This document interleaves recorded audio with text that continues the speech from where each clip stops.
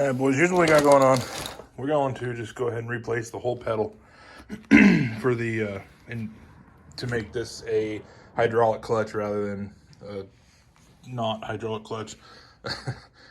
This pedal here is from MalWood USA. It's a direct fit for the 73 to 87 GM vehicles. It looks pretty quality, really. I mean, obviously I haven't got too far with it, but it seems nice. You know, it's got the master cylinder there. It's all hooked up. It'll be all under the dash. No big deal. Rubber hose runs out. You'll be able to put it through the firewall, and then they send you a reservoir. This reservoir is really going to be the only thing that tips anybody off as to the fact that it has a hydraulic clutch rather than a manual clutch. So this is nice. This thing's fairly quality. I'll bill it.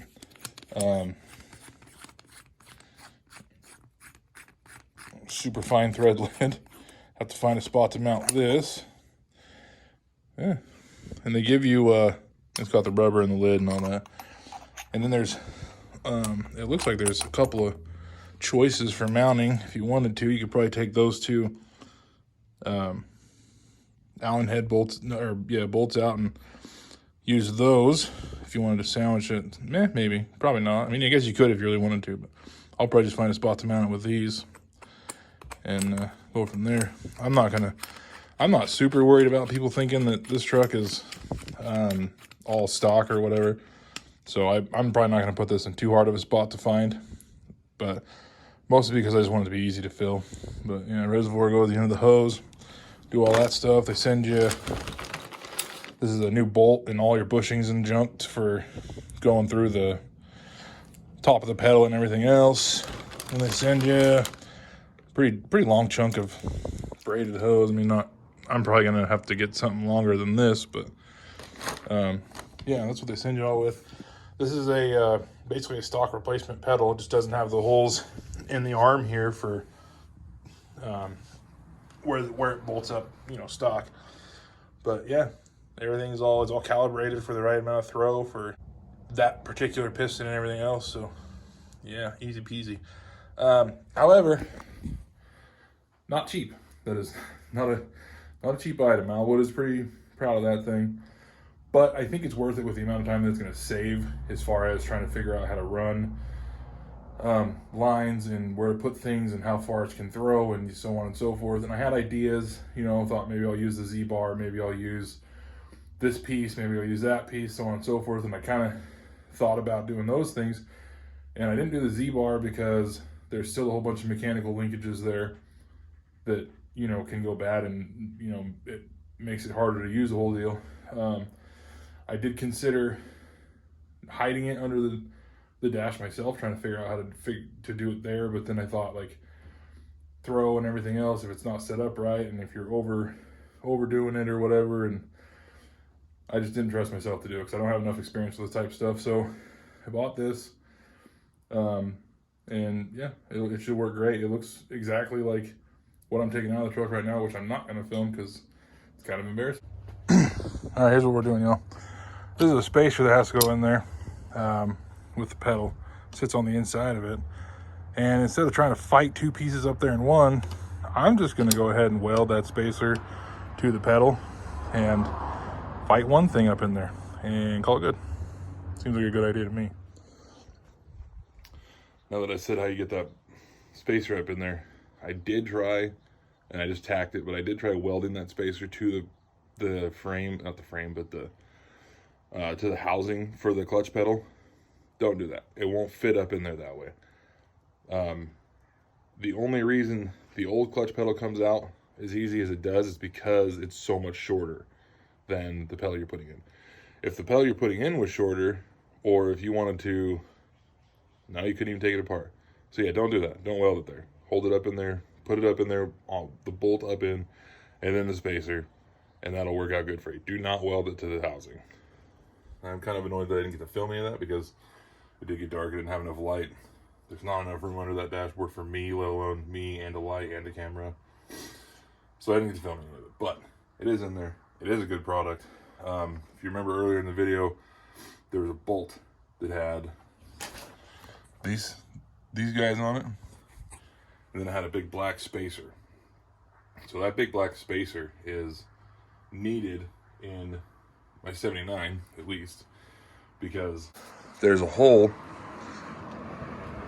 in, not a hole, but it's a sheet metal bracket that holds that pedal up in there. There's, you know, a groove for the clutch and there's a groove for the brake. You know, brakes on passenger side of the column, clutch is on the driver's side. So the bracket at the top of the pedal is about, you know, 1 3/4, 2 inches wide, something like that. But you have, you know, 2.5 or so inches of space up there because that's how big the old pedal was. So I'll just show you the old pedal. So this is the top half of the old pedal. Now the MalWood pedal, this piece of tubing up to here is about how wide it is. So they send you a spacer that's this wide to go in there as well. Now, if you're looking at this clutch pedal, this is how it sits up in there. Is it? No. It sits this way. But if you notice, the MalWood pedal is straight. So it's going, instead of having the short spacer over here, it's going to go to the other side. So when you're looking at it, you don't have a choice on where to put that spacer. Like, it has to go on the passenger side of the pedal bracket itself. Like, that's the only place that it can go. So when you're taking things apart, you'll notice that the bolt that holds the clutch pedal and the brake pedal up comes out and goes to the right, to the driver's side of the vehicle. If you put the bolt in the other way, you can get it through the brake pedal and up into the cavity for the clutch pedal, and then you can just get in there far enough to hang that spacer on there, and the clutch pedal will fit up in there perfectly. Like, it's a tight tolerance, but there's not so much tightness that you're never going to be able to get that pedal up in there between the spacer and the sheet metal. Like, it fits in there pretty good. There is no room. There is a lot of crap in the way. So definitely take the seat out. I don't know if you really need to take the steering column out. I didn't. Yeah, you know, I don't know. I don't know what's best there. The thing that I still haven't figured out, like I said, is that front bolt that holds the front of the bracket up.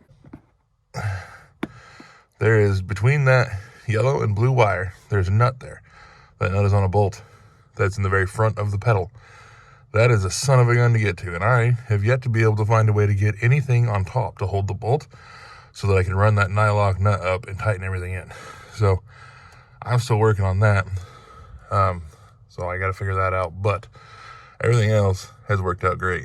The best thing about this company really impresses me, the way that they've done this, because if you look right through, can you see it from here? You can barely see it from here. Right here, there's a group of wires going through the firewall.